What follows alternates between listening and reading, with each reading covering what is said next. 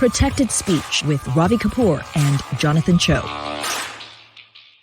Along with Jonathan Choe, I'm Ravi Kapur for another edition of Protected Speech. And we got a big one today, just because Jonathan has broken a pretty sizable story here before we film this episode. And I want to get right to the topic because it's an AAPI hate-related story, but it's one that has multiple dynamics that are unique. Jonathan, why don't you explain it to folks before we play the clips? Yeah, big story coming out of Seattle. A heinous incident over the weekend where an Asian woman is confronted by a black woman who spews out these disgusting, nasty racial slurs in her direction. So we can just listen to the clip right now. I don't give a f***. You're racist? That's what you said? That's what I said. What did you say? It's not against the law. You heard what I said. Go eat your dog with some rice.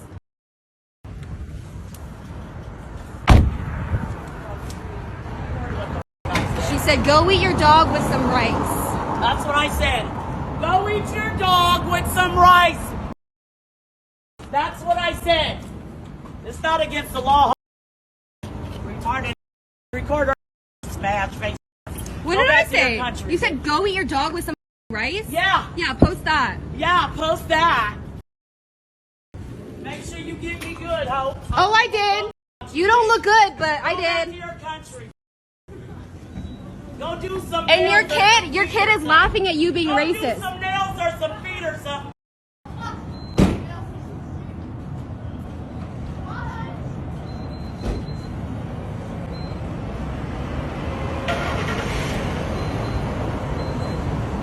I'll make a nail appointment for Lena. You'll be a long time.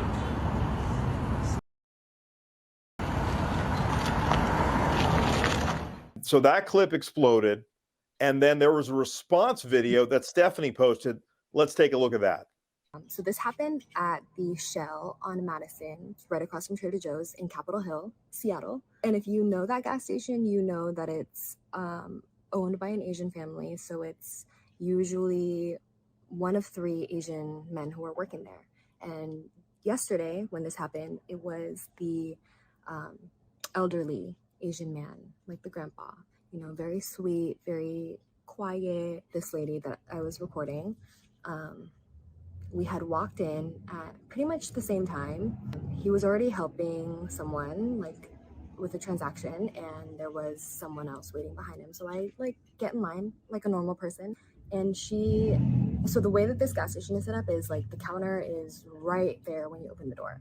So she kind of opens the door halfway and she tells him like, I need $6 on pump 1, whatever. And he's like in the middle of a transaction, so he can't like help her right away. And there's a line, right? So she, I guess, gets frustrated. I don't know. Not even 3 seconds later, she throws the cash in his face. Yeah, I'm not exaggerating. She throws, and like aggressively too, over the plastic barrier, hits his face. So at that point, I'm shocked. He doesn't say anything. So naturally, something about me is whenever I see people being rude to elderly Asian people in public, it triggers something in me. I can't deal with it. I can't stand it. I need to speak up, especially if they don't speak up for themselves. I will do it for them. I go, whoa, don't do that. That's extremely rude. Why would you do that to anyone? You don't throw money in anyone's face, especially when they're working customer service. And she goes, mind your own fucking business, da-da-da-da-da, and walks out. So I pay for what I pay for, and then I walk out. She immediately starts with the racial slurs.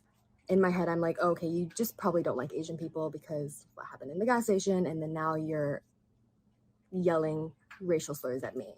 So I go, oh, okay, so you're just racist. Gotcha. And she goes, yeah, I am racist, blah, blah, blah, blah. And that's when I start recording. So, yeah, pretty much everything that happened. And then I recorded her up until the point she left. So, yeah, no, I was not racist towards her. I know better than that. I am not going to stoop to her level of disgustingness. And, yeah. Okay, so that's kind of part 2, where the first clip goes viral. Stephanie reacts, and then one Mr. Jonathan Choe decides to intervene as well. And before we get Jonathan's reaction, I think we just got to play the clip of Jonathan now trying to find out the other side of the story as he goes and meets this lady at her place of residence. What are you doing? Hi, are you LaDonna? I am. Ma'am, I just, have you seen the video of you hurling all those racial slurs? I'm a journalist. I just wanted to get your side of the story. I don't got no side of the story. Why are you on our property? Do you regret using all those racial Not slurs? at all. You don't? Would you like to say anything? The police, why are you recording my car? Would you like to share your side of the story, ma'am? Why are you on my property and why are you recording my car? If you just come down and talk to me, I'll leave. I don't have to talk to you. I don't know you. I'm a local journalist to see if you wanted to share. I don't give a who you are. You want to share your side of the story? You heard it, didn't you? I wanted to just give you an opportunity. Why are you on my property recording my... Well, I'm on a public street, ma'am. Would you like to just share your side of the story? Do you have any regrets hurling all of those racial slurs at that Asian woman? I have to come and talk to you about nothing. I know, but you know your video. Out of here. But your video's everywhere. I don't give a Would you like to just come down and maybe apologize for what? for all those racial No, slurs? that called me a... Go ask her that. So you and her. Do you have evidence of that?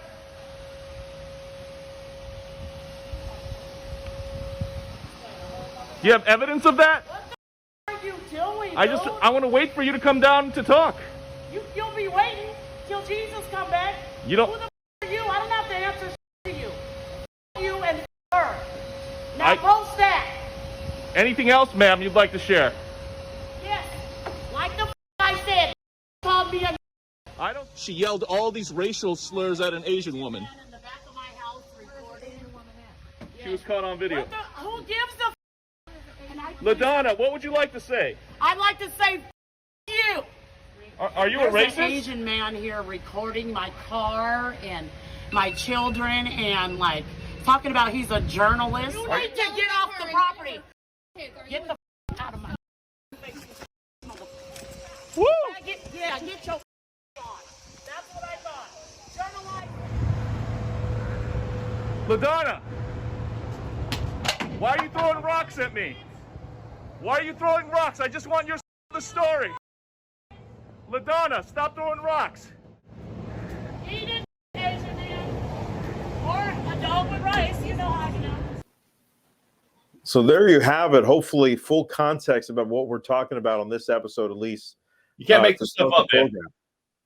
Yeah, I mean, let me just get your reaction because I don't know if there's been another venue to get your full reaction. Again, you didn't want to be part of the story. You were just trying to get her side of the story, but very clearly you got into the middle of the mix.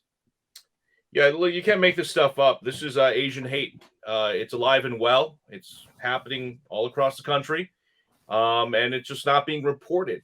And I happen to seize on this moment because clearly I saw this instance of this video, going viral. I posted it, and I realized I had to get, I had to get this story, and at the very least, I had to make an attempt to get the multiple sides here. So, just to be clear, Stephanie, the Asian woman, I spoke to her exclusively. I actually did a piece for the Post Millennial, and that's on the website right now, where you can see my one-on-one interview with her. But Stephanie, who doesn't want me to use her last name, it's because she's dealing with retaliation now. Even though Stephanie is the victim here, clearly you hear all these racial slurs being hurled at her. There are people online now who think that Stephanie instigated this or isn't telling the full story. And again, the reason why Stephanie got involved, according to her version of events, is that she was going into the Shell gas station in Seattle's Capitol Hill neighborhood, and she saw LaDonna Ritchie, the black woman in the video, allegedly being rude to the elderly Korean associate behind the counter in the Shell gas station. And LaDonna allegedly aggressively throws money in the direction of this Asian man because she didn't want to wait in line to pump her gas. And Stephanie then calls her out and says, "That's rude. What are you doing?" And then, of course, the conversation spills out into the street. And that's when Stephanie hits record. And that's when you hear all this vile, insane, just every racial slur that triggers Asians possible. So the video don't lie, man. I mean, there's so many different things that I was feeling in each video, right? It's just stunning. The first video is just remarkable for the sheer brazenness of the language and just really no blanks given by LaDonna, right? Just there's no repercussions. We've seen people charged with hate speech, but, typically maybe they're spitting in someone's direction. We've been covering all these AAPI hate crimes for some time now, but there was no assault necessarily. It was just verbal abuse, which is protected speech. At the same time, LaDonna then, in reaction to you confronting her, did throw a rock, which escalated things to a different level. I don't know if you feel like you want to press charges. I don't even know where this is going, frankly. All I know is that this thing has gone completely bonkers viral between these multiple videos. And now you're part of the more than, as of now, nearly 600,000 views, my encounter, and in total, I think all the videos that have been viewed now more than 1 million times. This is a significant story, man. And I didn't want to be part of this story, but people are now accusing me of instigating, and I'm like, what are you talking about? I'm just trying to get the other side of the story. That's what journalists do, Ravi. If we see it. I mean, look, if there's anything about the theme of this particular show, if you see the clips at the beginning of the show, Jonathan and I are both aggressive journalists. We go about things a little bit differently. But I think if there's a theme and there's a simpatico between the two of us, is that unfortunately we're in a place now where politicians and folks that we hold accountable don't want to be in the spotlight, right? So they've been running and hiding during COVID. And, you've got to be in your face. There's a lot of stuff that happens behind closed doors that you don't get to. And in this case, you went to a source. Now, LaDonna's not a public figure, but she did something very publicly here to insult Stephanie, who apparently was just standing up for the ownership and the staff of that gas station. I want to ask you about that, Jonathan. Is there any video footage of this Asian man, I guess the employee there at the gas station, of the money being thrown at his face? Any audio potentially of LaDonna or Stephanie saying something on site beyond what Stephanie filmed herself? Well, just to be clear, yes. So I had a chance to review the surveillance video inside, provided by the owner, and the entire encounter is captured inside, but there's no audio that's really audible, right? You just hear, the cash register, some ambient noise. So if there was any type of N-word or any type of racial slurs, thrown out by Stephanie in the direction of, this black woman, hey, that wasn't picked up. But all these store clerks will say on the record that they never heard Stephanie yell any type of racial slur, let alone the N-word. And just to be clear, Stephanie says that this woman aggressively threw money in the direction of this store clerk. So that was picked up on camera, but I don't think this woman threw any cash at this store clerk's face. Okay, so Stephanie witnessed the money being thrown aggressively, not necessarily at someone's face. Right, and I saw the surveillance video myself.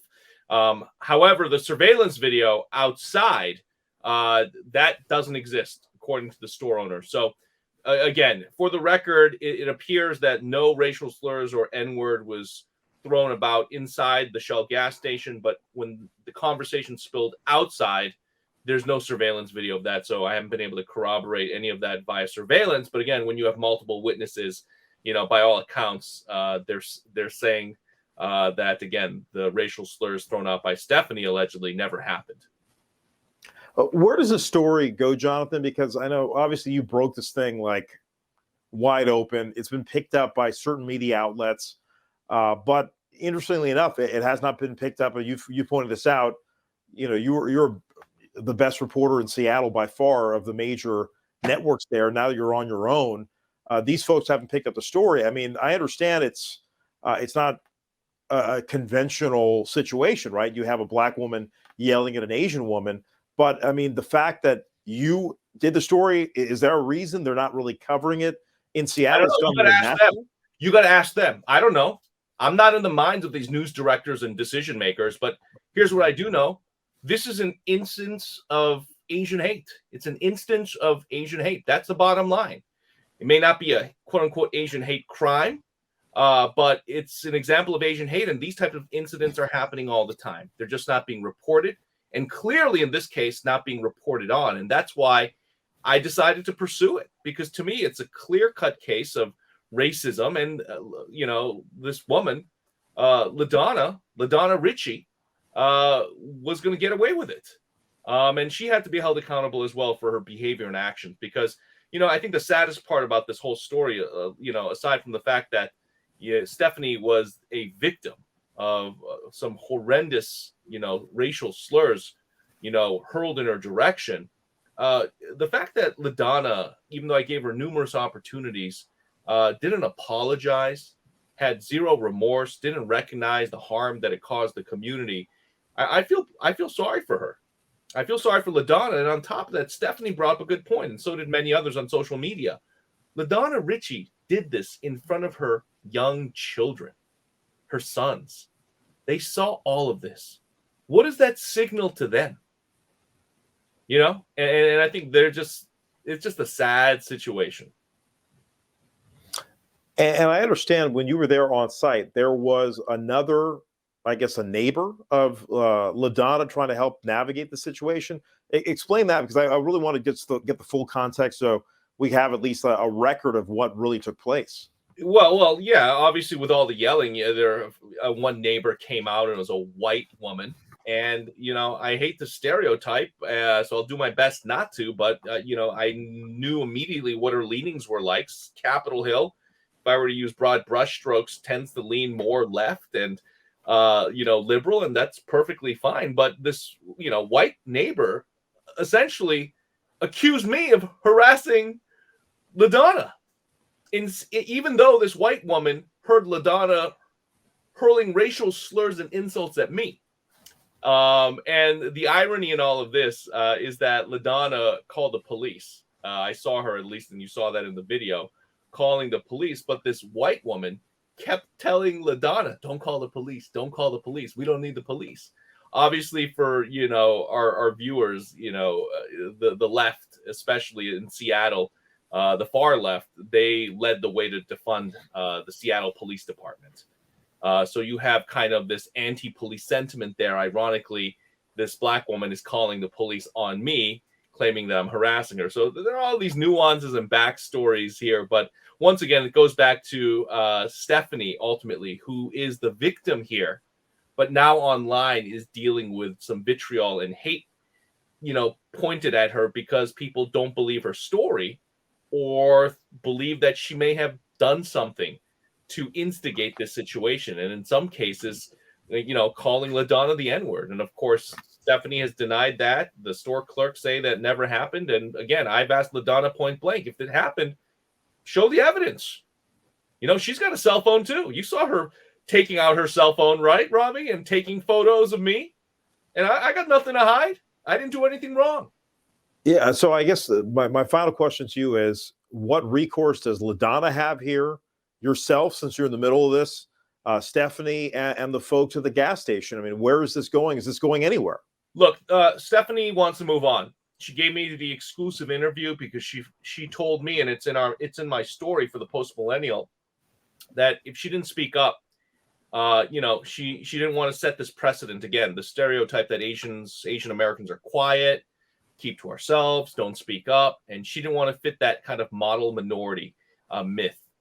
So she spoke up and wanted to go on the record, and she did. And I thought she did an admirable job, because in the end, she also said that, hey, if it was a black person being berated or treated rudely by an Asian person, she would have intervened and stepped in as well and called that person out. And I believe her.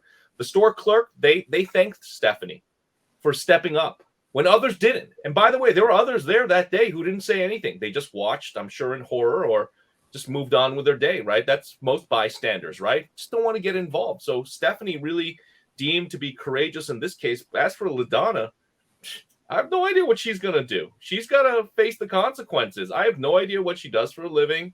I want to be very clear. We haven't outed her in terms of where she lives, her home address. I don't want her to deal with any unintended consequences. I hope she can. This is a teachable moment, though. She maybe looks back and recognizes, hey, you can't just say whatever you want, that there are consequences. And the fact that she just totally obliterated this entire Asian American community in Seattle. And again, given numerous opportunities to simply say, hey, I messed up, I'm sorry. That apology, that remorse, that contrite, attitude could have gone such a long way, and could have possibly even, been an opportunity to bridge some of the divides in the community that aren't really talked about between Blacks and Asians right now. Especially in the past couple of years, we've seen these videos, right? These viral videos of, Asian seniors and elders and women getting just beat up on the streets. And unfortunately, in a lot of these videos in urban settings, in these big major cities like San Francisco and New York, the perpetrators are Black men or Black women, or Hispanic men or Hispanic women. So, this is, again, it's not an easy story to cover. There's so many dynamics, but it had to be told.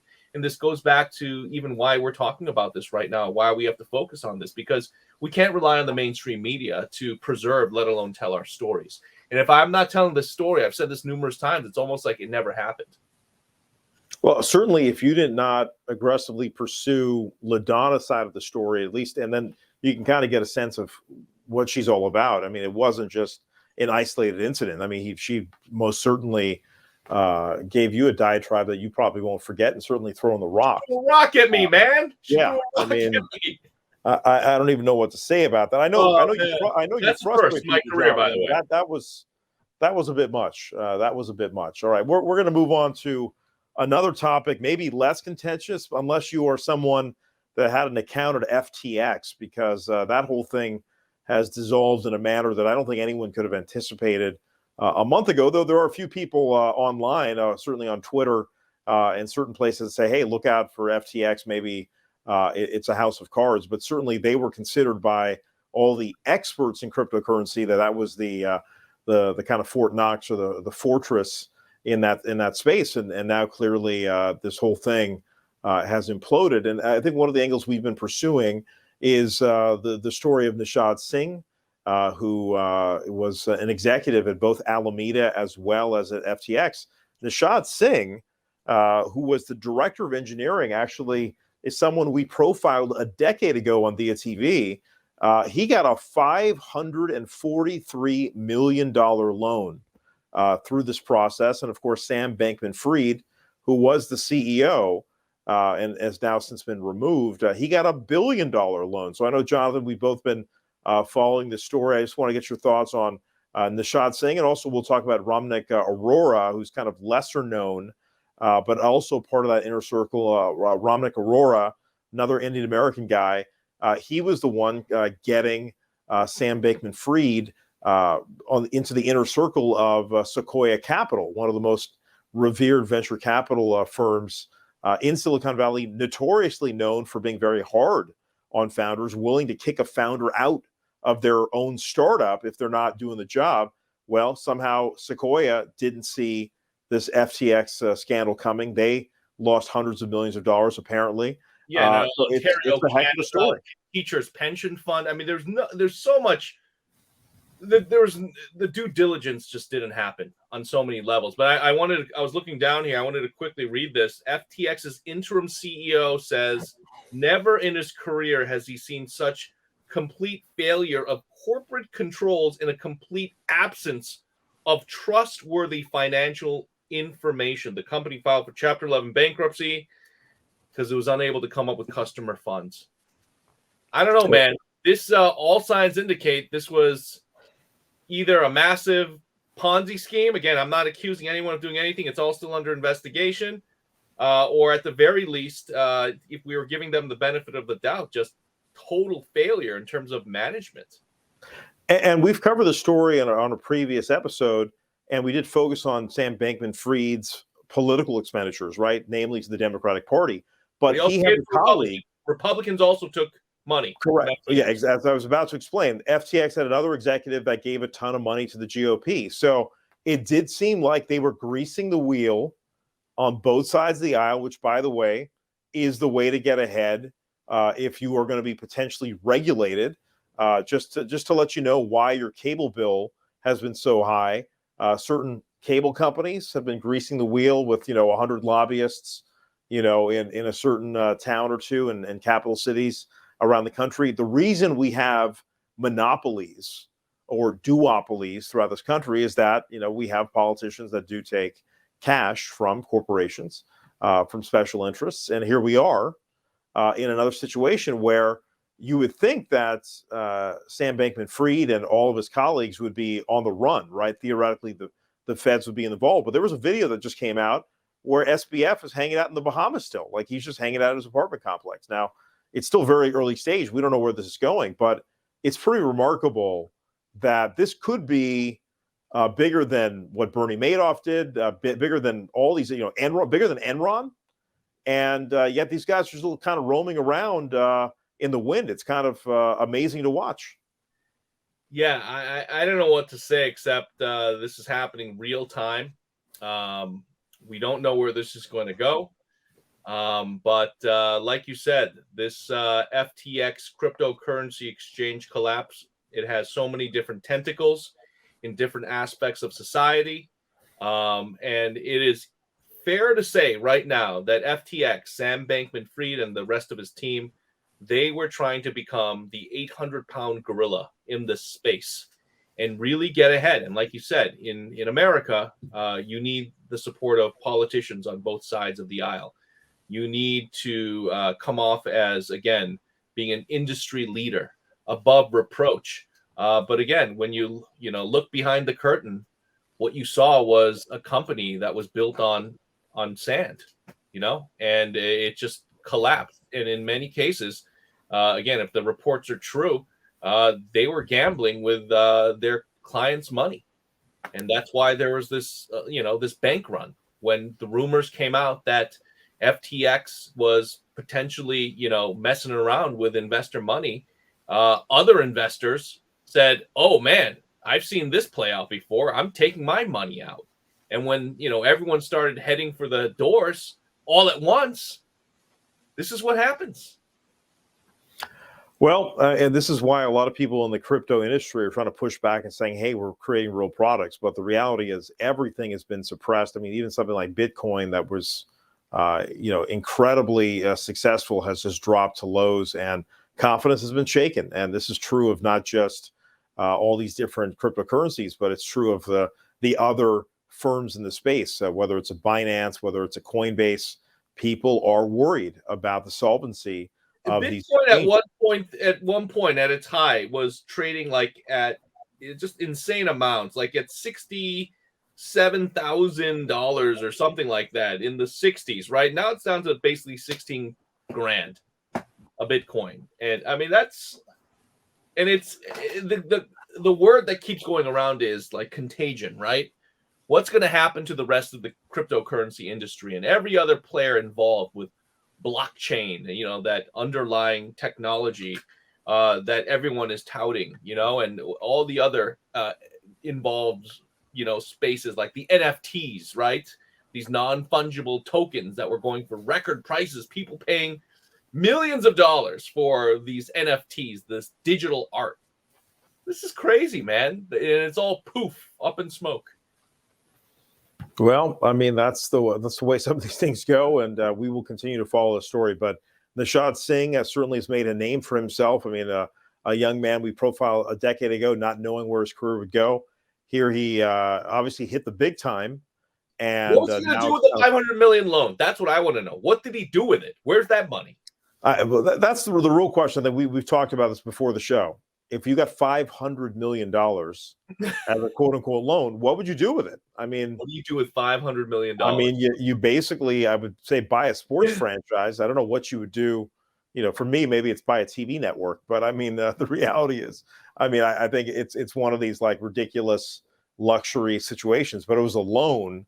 So are the shareholders going to be asking to have this thing clawed back? Clawed back? Now that the companies file for Chapter 11, do they even have to pay it back? I don't know, right? Yeah. I don't know financial law. Yeah, it's a loan, which is very different than a distribution. And so, because, all these guys had a lot of equity in this firm, and it did not go public, which is different than, say, Coinbase, which is a publicly traded company in the United States. And so there are folks pushing back and say, hey, not all crypto is sketchy, but this story will continue. Let's go back to Seattle now, Jonathan. I skipped over a story that I do want you to talk about, another original story about Turco's last stand. Tell folks about what you uncovered. Oh, man, you can't make this stuff up. Seattle is the gift that keeps on giving. I've been working on a series since the summer called Seattle's Unending Drug Crisis, and I've been focusing on this intersection in downtown Seattle, 3rd and Pike. This is where just a block away from the world-famous Pike Place Market, where you've seen the images of the fish being thrown and caught by the fishermen out there. It's a great spot for tourists. It's beautiful. It's right on the water, but just a few blocks away, you have this, again, drug den, black market of stolen goods where people are just using drugs, left and right. And it's gotten so bad now, there are so many business, again, in this downtown core, now boarded up, this property shuttered. And there are only a handful now of corporate companies there, like a Ross Stores, a Chipotle, a Walgreens, and this one tiny newsstand called Turco's Last Stand. And the owner came to me and said, Jonathan, I don't know how much longer I can hold on. I'm begging the city to do something about the drug use, the drug dealers, the black market. Literally, you have people stealing items from stores and selling them at this corner. And this business owner, his name's Ben Gant, and you see him right here. He's like, I don't know what else is going to take. How do you run a business in Seattle? So I'll be launching that story in depth in the coming days. But again, this is just a preview. But the video, the images, the people doing drugs, the meth and fentanyl in plain sight. As I've said numerous times, we're losing a generation. Why isn't homelessness? Why isn't the drug epidemic one of the top 3 issues for the White House? That's what I want to know. Why are we talking about more as a nation? Why do we think it's just confined to these West Coast cities like a Portland or a Seattle or a San Francisco, when this is actually, happening in pockets across the country? It's just more amplified in these places. So again, I'm talking about that. The reason why I'm really covering this is because no one else is. Once again, there's a theme here. This is not stuff that's easy to watch. It's not stuff that's easy to gather. If I'm not covering this, we can't hold our public officials accountable, the policymakers who are allowing this to continue on our streets. I mean, honestly, I grew up in small business. My parents actually had, restaurants and with storefronts, and I have great empathy for folks that are going out there every day, opening up their shop and, building a business and hiring folks. And, it's not just Seattle. It's obviously many cities around the country. I guess I know you've been covering this thing for a couple of years now, but is there any hope? Because I know they've had sweeps. I know they've had street cleanings. They've had folks moved out, and they've had some police making arrests. They're police moving people on, but they all keep coming back. So it requires really a true culture change. It starts with enforcement. These criminals, these addicts, again, I want to be careful. I'm not saying all addicts are criminals, and I'm not saying that all the homeless are criminals, but in many cases, they're victims, right? The criminals prey on them. The drug dealers know where they're at, so they come to them a la carte, straight up right there, concierge delivery. So it really comes down to the policies that we have in place, our city council, the defund the police movement, our prosecutors and the judges. They all have to work in concert, and the message clearly has to be sent that this is no longer going to be tolerated. And I think just over the past few years, and COVID didn't help, right? Where it was pretty much a free-for-all, but we're moving on from COVID now, and we've got to really scrutinize and take a look at what's going on in our cities, especially, again, your city, San Francisco, my city, Seattle. I think the problems, you see it on your streets as well. And they're, the similarities, the root causes of the problems are all the same. So there's something there. It's a serious issue. I mean, let's face it, we just had an election, and the district attorney, the previous one was kicked out. The one that was brought in as an interim DA was actually officially elected by the constituency, so they like the direction she's taking San Francisco. But San Francisco needs a lot of work. The last couple of years, it was just kind of a free-for-all, and that's a problem. And tourism is a huge part of San Francisco's economy. It's always been one of these great convention cities, of the hubs of one of the crown jewels of this nation, and it's been in huge disrepair the last couple of years. So what you're seeing in Seattle is the butt of jokes. Same thing with Seattle, and this is America, and you got to call it the way you see it. That's what I do with my reporting. These are turning into America's slums. I've interviewed numerous people on the ground, volunteers now helping at these homeless encampments. And I interviewed this Indian American, software guy, and he was out there helping with the homeless and the cleanup. And I asked them straight up, have you seen anything like this type of poverty? And he said, yeah, actually, I have in India. But I said, oh, wow, really? That's interesting perspective. But he goes, there's a difference. And I said, what's that? And he goes, in America, you have this being fueled by the drug crisis, fentanyl, needles everywhere. He goes, in India, we don't see this type of drug epidemic. We don't see this harm reduction. We don't see these needles and crack pipes being given out for free. It is just so complicated right now. We don't see this decriminalization of, possession of hard narcotics like cocaine and fentanyl and meth in these, Pacific Northwest cities like Portland and Seattle.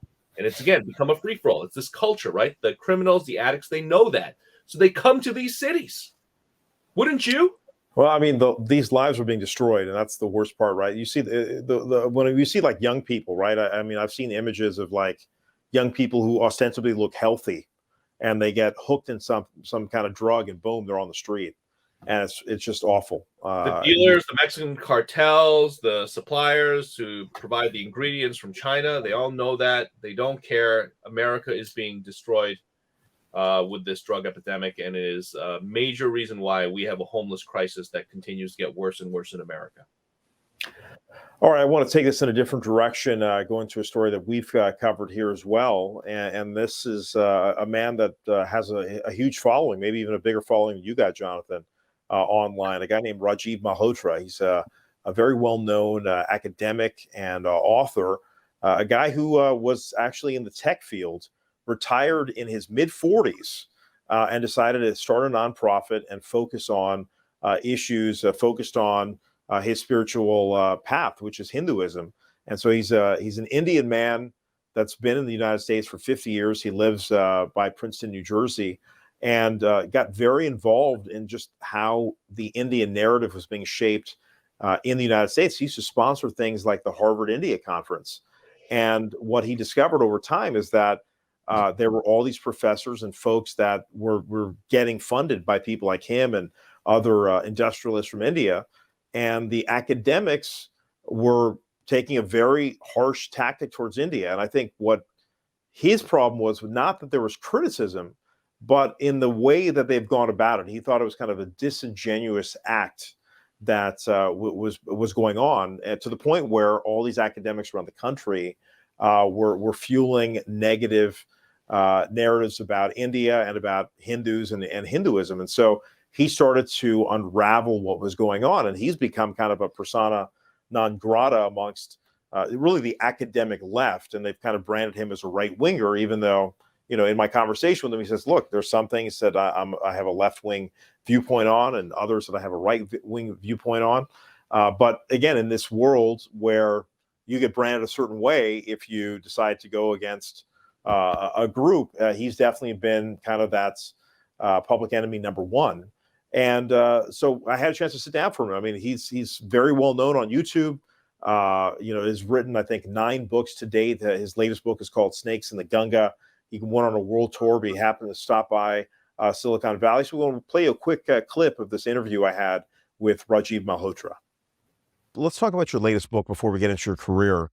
You've got a new book called Snakes in the Gunga. Talk about why you decided to write this particular book. So the book is on the latest things that are affecting the world, not just India, but the United States also. And that is this whole wokeism culture, which is a derivative of Marxism. People don't want to admit that, but it is. Marxism and postmodernism applied to race in America became critical race theory. Now, that's fine because I have sympathy with the blacks and they suffered a lot and they need some help, and I'm fully on board. But then the problem is when they started mapping it onto India and started saying that the caste hierarchy is a race hierarchy. And so if you belong to a certain community, then it's racism. Actually, caste is also not an Indian term. It's a Portuguese term. It's a European idea. The caste system, what we now call caste system, was developed by Lord Risley, and then he turned it into his caste censuses. There used to be a Varna and a Jati system, which is quite flexible, very different. So in this book, there's a huge chapter on the history of Varna, Jati, and how it became caste. And so now that they've essentialized caste as though it's a eternal, permanent fixture from the very beginning of our tradition, they've started calling it racism. And then there's this whole movement called dismantle Hinduism, because Hinduism is racist. So obviously, if it were racist, then it would be a good idea to dismantle it. So this is a whole nefarious agenda. And Harvard is the epicenter of the logic, the theory, the research being done. Because of its brand name, it can get away with a lot of stuff that's not substantiated. So we are pointing out all the flaws in some of the important work done at Harvard.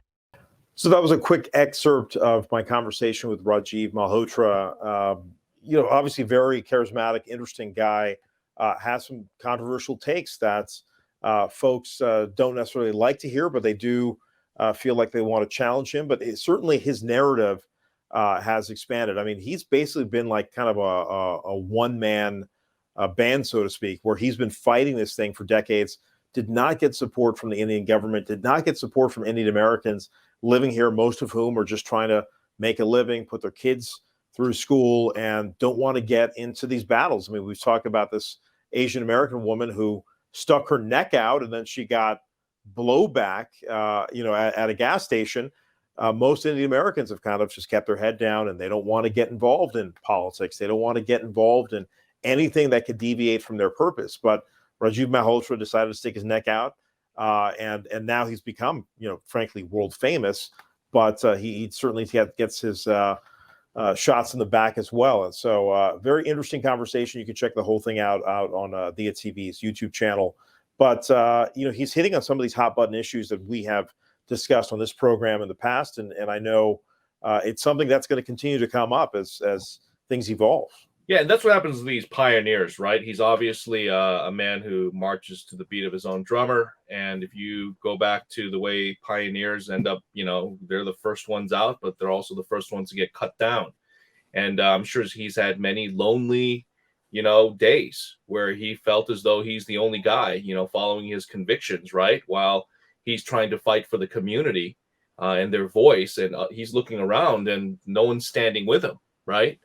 And yet he's, following, again, his path and his convictions. And, I respect what he's doing at the end of the day, because, again, this is what he believes in. If he believes in it, this is his mission. And, I believe that, at the end of the day, if this is the truth, others will eventually see it.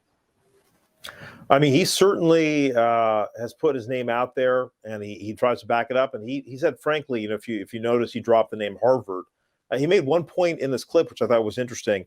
He says that nobody really criticizes Harvard. And if you look at it, I mean, Harvard is one of those venues where everybody wants to be part of it. Okay, maybe you go there and especially if you're Asian American. So why would you criticize a place you want to go? Most certainly, and we've covered Harvard for other reasons recently.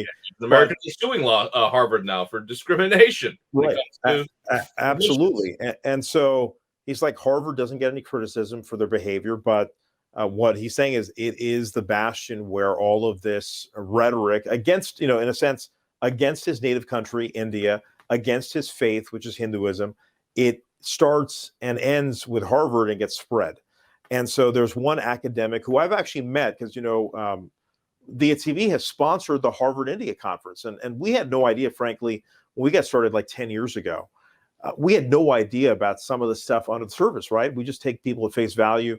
It's nice to be out there in the community. We sponsor a ton of community events all over the country. I mean, we're doing one in December in Florida. We do stuff in Silicon Valley all the time. I mean, you name it, we try to get our brand out there. And so certainly with Harvard, we thought, hey, this would be a great opportunity. They have great speakers. They bring in government officials. They bring in all kinds of folks.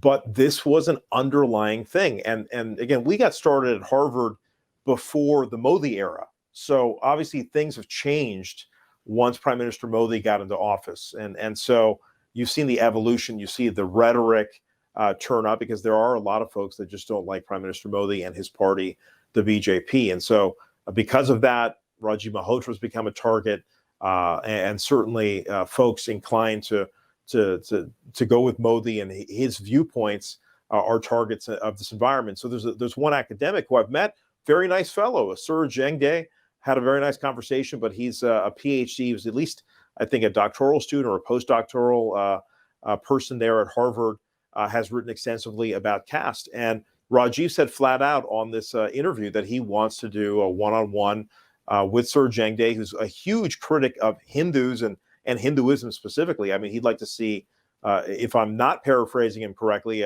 please correct me, but I'm pretty sure he doesn't want Hinduism to exist effectively. And so this is where you have, one guy on one side of the aisle and another guy on the other side. And so Rajiv asked me to moderate.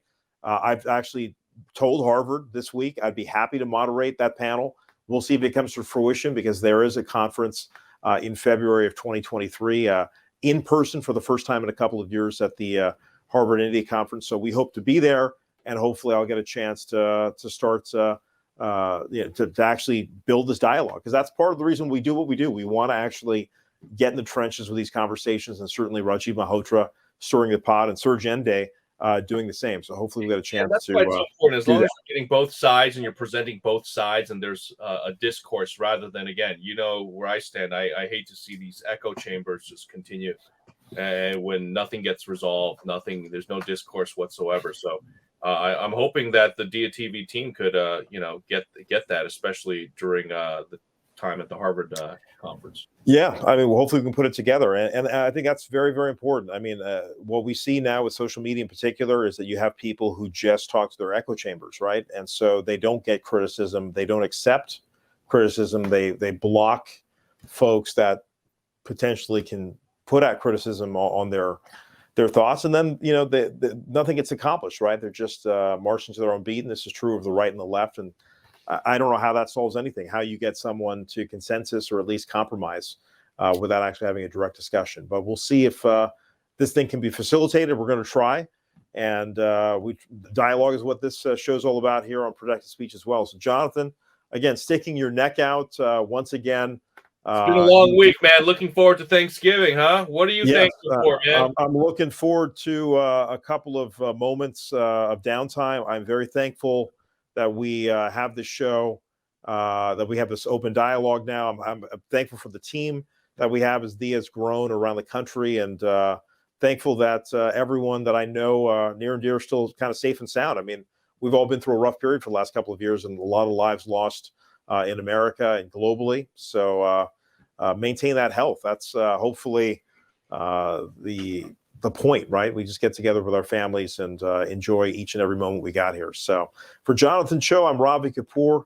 That's been another edition of Protected Speech. We'll see you again next time.